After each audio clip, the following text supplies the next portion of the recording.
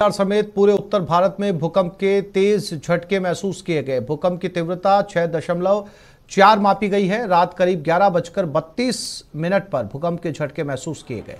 करीब 30 सेकंड तक धरती कांपती रही। भूकंप का केंद्र नेपाल था। अभी तक की खबर के मुताबिक नेपाल में 150 से ज्यादा लोगों की मौत हो गई है। सैकड़ों लोगों के घायल होने की खबर है।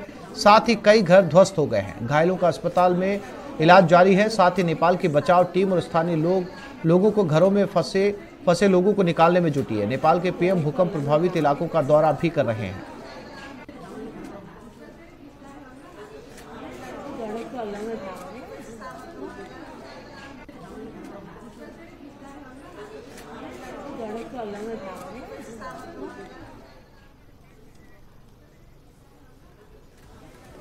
तो ये तस्वीरें हैं नेपाल में आए भूकंप की, और भूकंप के बाद में उत्तर भारत के कई राज्य भी कांप उठे।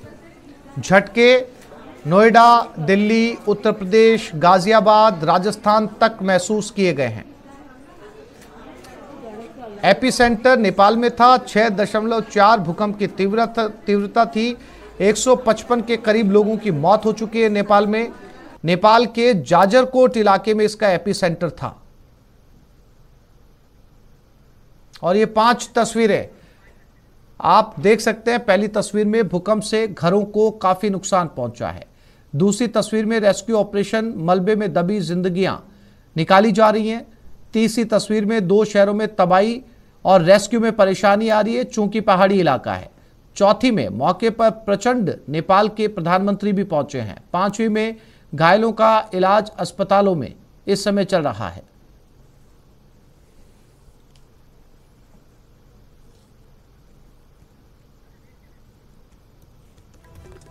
तो ये 5 तस्वीरें ये बताने के लिए काफी है कि कल आए भूकंप की तीव्रता क्या थी। 150 से ज्यादा लोगों की नेपाल में मौत हो चुकी है। रेस्क्यू ऑपरेशन चलाया जा रहा है। चूंकि बहुत से पहाड़ी इलाके हैं, ऐसे में रेस्क्यू ऑपरेशन चलाने में वहां के रेस्क्यू टीम को काफी दिक्कतों का सामना करना पड़ रहा है।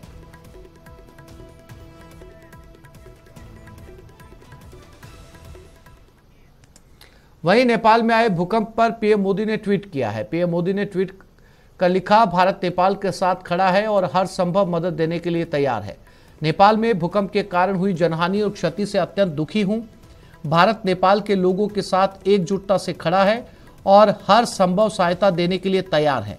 हमारी संवेदनाएं शोक संतप्त परिवारों के साथ है और हम घायलों के शीघ्र स्वस्थ होने की कामना करते हैं।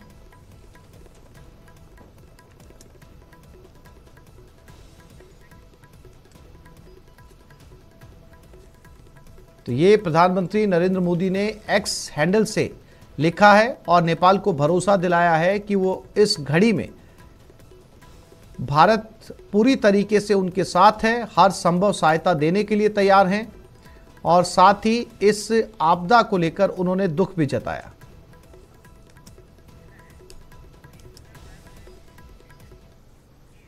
और वहीं उत्तर भारत में भी भूकंप के तेज झटके महसूस किए गए। शुक्रवार रात 11:32 पर भूकंप के झटके आए। करीब 30 सेकंड तक धरती कांपती रही। भूकंप के तेज झटकों के कारण लोगों में हड़कंप मच गया। लोग घरों से बाहर निकल आए। भूकंप दोबारा ना आ जाए इसलिए लोग काफी देर तक अपने घरों और अपार्टमेंट से बाहर रहे। इससे पहले 3 अक्टूबर और 15 अक्टूबर को भी भूकंप के झटके महसूस किए गए थे।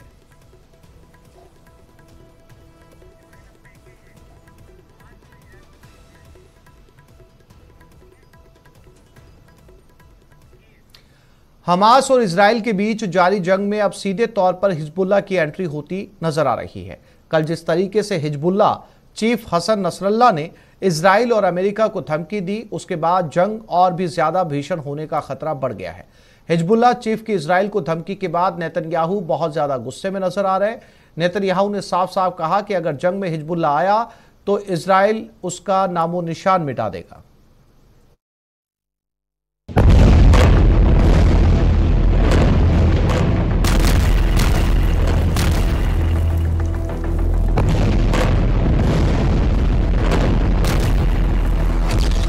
हिजबुल्लाह की धमकी से गुस्से में नेतन्याहू।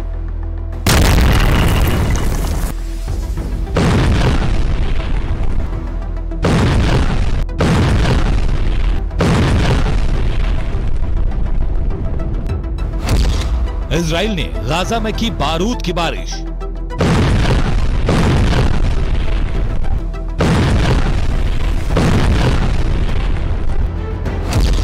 जंग के 29वें दिन गाजा पर हमले भीषण।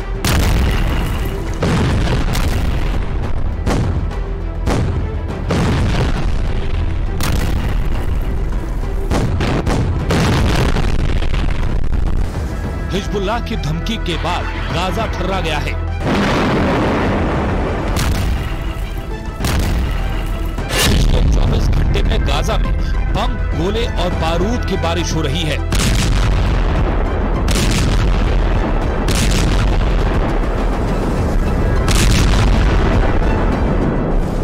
हमास का खात्मा करने के लिए इजराइल ने अपना फाइनल मिशन लॉन्च कर दिया है।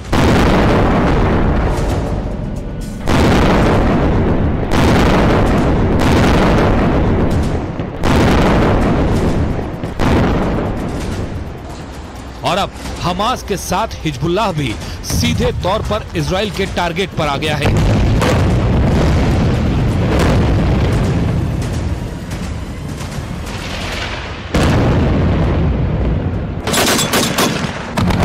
हिजबुल्लाह की धमकी के बाद आई ये तस्वीर इजराइल गाजा बॉर्डर की है।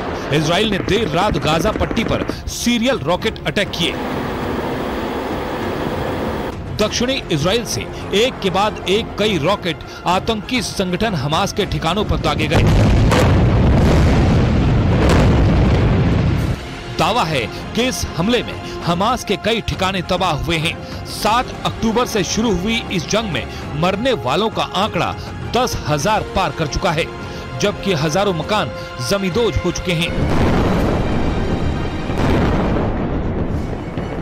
हिजबुल्लाह की धमकी के बाद गाजा के अल शिफा अस्पताल के बाहर मरीजों को ले जा रही एम्बुलेंस को भी निशाना बनाया गया, जिसमें कई लोगों की मौत हो गई। हमास की तरफ से दावा किया गया कि इजराइल की सेना ने गाजा शहर में अल शिफा अस्पताल के बाहर एक के बाद एक कई रॉकेट दागे, जिससे वहां जोरदार धमाका हुआ और लोगों के बीच चीख पुकार मच गई। इतना ही नहीं, अस्पताल के बाहर कई लोगों के जख्मी होने का भी दावा किया गया।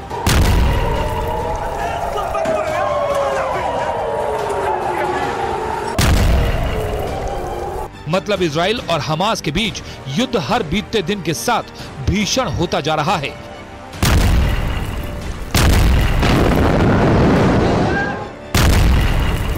जिसकी कीमत हमास के साथ साथ गाजा के लोगों को भी चुकानी पड़ रही है। लेकिन हिजबुल्लाह जैसे आतंकी संगठन अभी भी धमकी देने से बाज नहीं आ रहे और 7 अक्टूबर को इजराइल पर जो हमला हुआ, जिसमें 1,500 लोगों की मौत हुई, उसे जिहाद बता रहे हैं।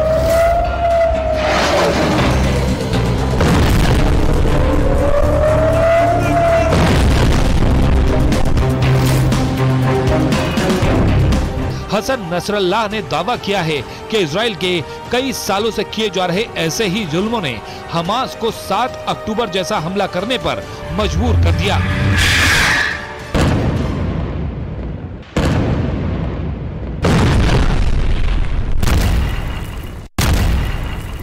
عمليات المقاومة في الجنوب ودماء شهدائنا وشهدائكم في الجنوب تقول لهذا العدو الذي قد يفكر بالاعتداء على لبنان أو بقيامه بعملية استباقية باتجاه لبنان أنك سترتكب أكبر حماقة في تاريخك ووجودك.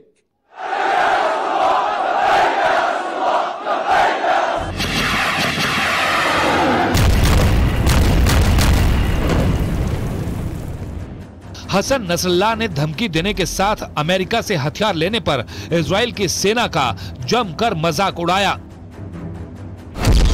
नसरल्लाह ने दावा किया कि इजराइल की सेना के पास हमास और हिजबुल्लाह से एक साथ निपटने की ताकत नहीं है और इजराइल जंग में बुरी तरह डरा हुआ है। नसरल्लाह ने कहा कि इजराइल को इस बात का डर सता रहा है कि अगर हिजबुल्लाह पूरी ताकत के साथ जंग में उतरा तो इजराइल का क्या होगा। नसरल्लाह ने यह भी दावा किया कि अगर हिजबुल्लाह इस जंग में उतरा तो इजराइल को अमेरिका भी नहीं बचा सकता।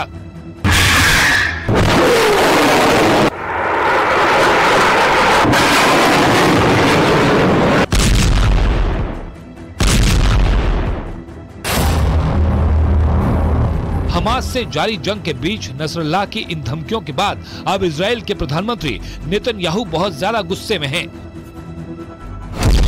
बेन्यामिन नेतन्याहू ने हिजबुल्लाह के चीफ को दो टूक कह दिया कि वो इजराइल को मिटाने के सपने देखना छोड़ दे।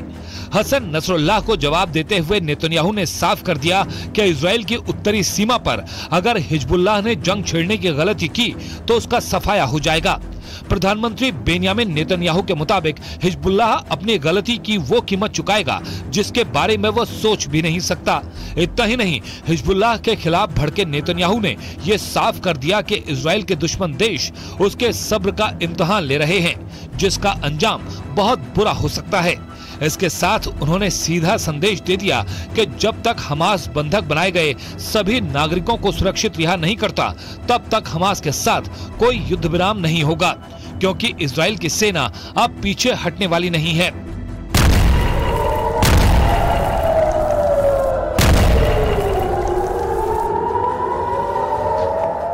और पाकिस्तान में बड़ा आतंकवादी हमला हुआ। पाकिस्तान की मीडिया के मुताबिक मियांवाली एयरबेस में 5-6 आतंकियों ने हमला कर दिया। एयरबेस के अंदर फायरिंग और धमाके भी हुए। पाकिस्तान की सेना ने ऑपरेशन के दौरान 3 आतंकियों को मार गिराने का दावा किया। इस हमले में मियांवाली एयरबेस में खड़े कई विमानों को नुकसान पहुंचने की खबर है। आतंकी संगठन टीजेपी ने इस हमले की जिम्मेदारी ली है।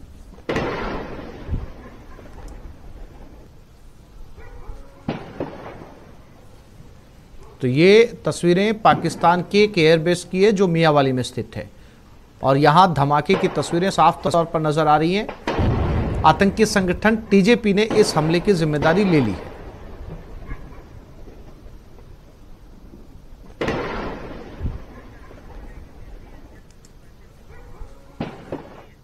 और दिल्ली एनसीआर में लोग बढ़ते प्रदूषण से परेशान हैं, वहीं अब धुंध भी लोगों के लिए आफत बन चुकी है। दिल्ली एनसीआर के अधिकतर इलाके धुंध की चादर में लिपट गए हैं, जिसका सीधा असर विजिबिलिटी पर पड़ता हुआ दिखाई दे रहा है। जहां एक तरफ लोगों को बढ़ते प्रदूषण के चलते सांस लेने में दिक्कत हो रही है, वहीं दूसरी तरफ धुंध आंखों में जलन पैदा कर रही है। हालात ये हैं कि सड़कों पर दिन में लोग लाइट जलाकर वाहन चलाते हुए नजर आए। केंद्रीय प्रदूषण नियंत्रण बोर्ड के आंकड़ों के मुताबिक शनिवार को ग्रेटर नोएडा देश का सबसे प्रदूषित शहर बन गया है। यहाँ का air quality index 490, greater Noida के नॉलेज पार्क 3 इलाके का AQI 496, नॉलेज पार्क 5 इलाके का 485। आपको बता दें कि 401 से 500 के बीच AQI गंभीर श्रेणी में बना हुआ है।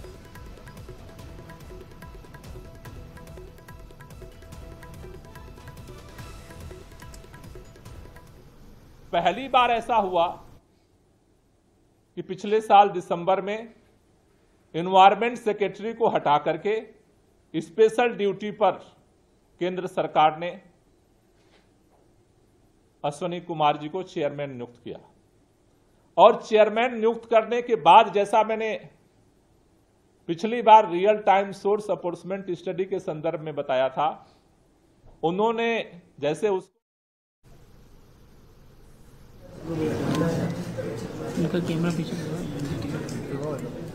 और ये सीधी तस्वीरें झालावाड़ से, जहां पर पूर्व मुख्यमंत्री वसुंधरा राजे सिंधिया नॉमिनेशन के लिए पहुंची हैं। उनके साथ उनके पुत्र और सांसद दुष्यंत सिंह भी मौजूद हैं।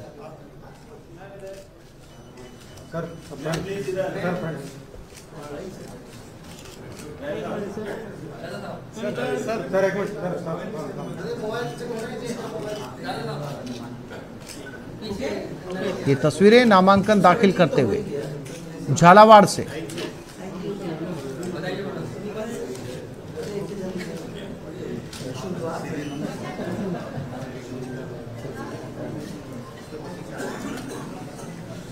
ये फॉर्म की जांच करते हुए अधिकारी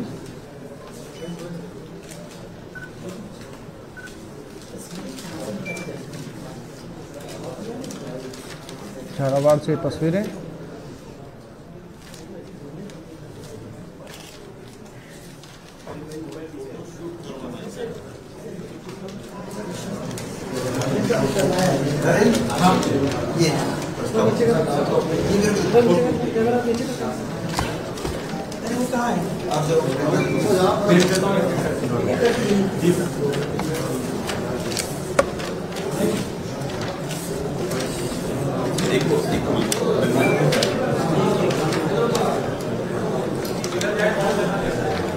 कुछ देर पहले इन्होंने एक जनसभा को संबोधित किया था झालावाड़ में, और अब जनसभा को संबोधित करने के बाद ये पहुंची हैं नामांकन दाखिल करने के लिए।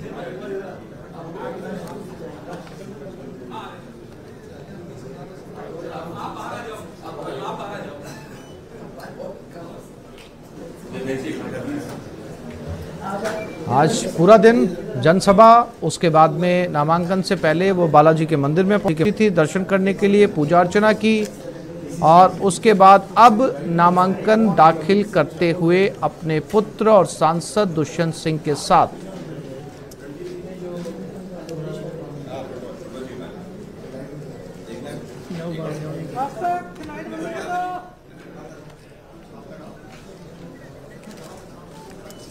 ये तस्वीरें फॉर्म की जांच करते हुए, फॉर्म चेक कर लिया गया, पहले अधिकारी को सौंपा गया, अधिकारी ने औपचारिकता पूरी की, उसके बाद साथ में सह अधिकारी को उन्होंने फॉर्म को सौंपा और कुछ ही मिनट के अंदर ये औपचारिकता पूरी हुई।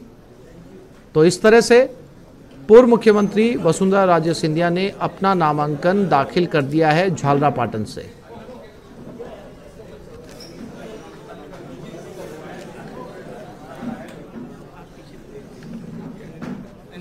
तो आज कई दिग्गजों का प्रदेश में दोनों ही मुख्य पार्टियों में नामांकन अलग अलग सीटों से, अलग अलग जगहों से, जिसमें इन्हें हॉट सीट माना जा रहा है। इसी हॉट सीट के तहत पूर्व मुख्यमंत्री वसुंधरा राजे का भी नॉमिनेशन यहां पर कंप्लीट हुआ।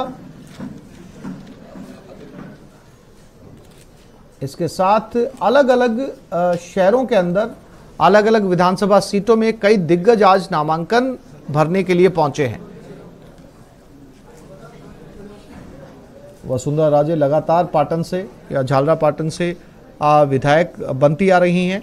पिछली बार उनके सामने मानवेंद्र सिंह ने चुनाव लड़ा था, उनकी हार हुई थी, और अब एक बार फिर ठीक 5 साल बाद उन्होंने नामांकन दाखिल किया है अपनी उसी परंपरागत सीट से।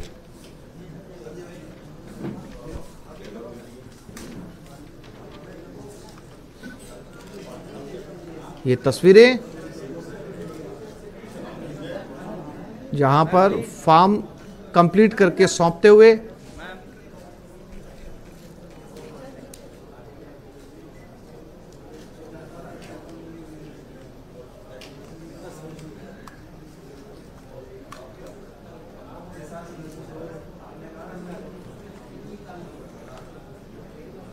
तो आज नामांकन से पहले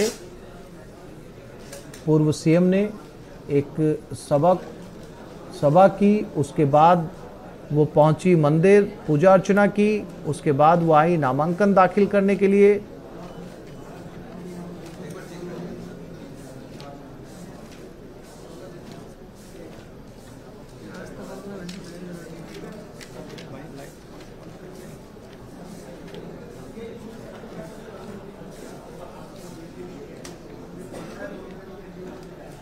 तो फिलहाल कांग्रेस ने अभी तक इस सीट पर किसी कैंडिडेट को नहीं उतारा है, यानी कि कांग्रेस की तरफ से नॉमिनेशन होना या प्रत्याशी चुने जाना अभी बाकी है।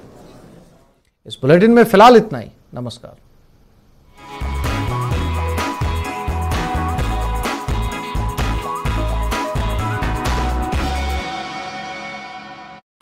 दिल्ली एनसीआर में प्रदूषण का प्रकोप जारी है। दिल्ली में प्रदूषण बहुत खतरनाक स्तर पर पहुंच चुका है। आनंद विहार में AQI 448, जहांगीरपुरी में AQI 421, द्वारका सेक्टर 8 में 435, IGI एयरपोर्ट पर 421।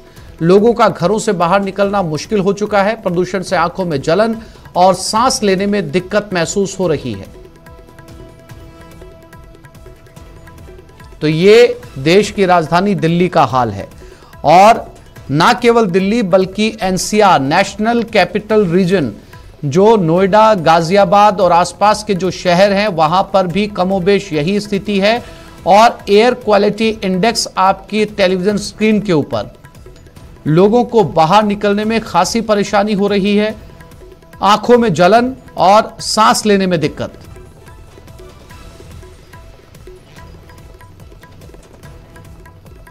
राजधानी दिल्ली में लगातार प्रदूषण बढ़ता जा रहा है और प्रदूषण के मद्देनजर इस पूरे मामले में कहीं न कहीं एक बड़ी चिंता है। हालांकि सबसे ज्यादा साइकिलिस्ट सुबह देखने को मिलते हैं और सुबह साइकिलिस्ट जो सबसे ज्यादा पहले निकलते हैं।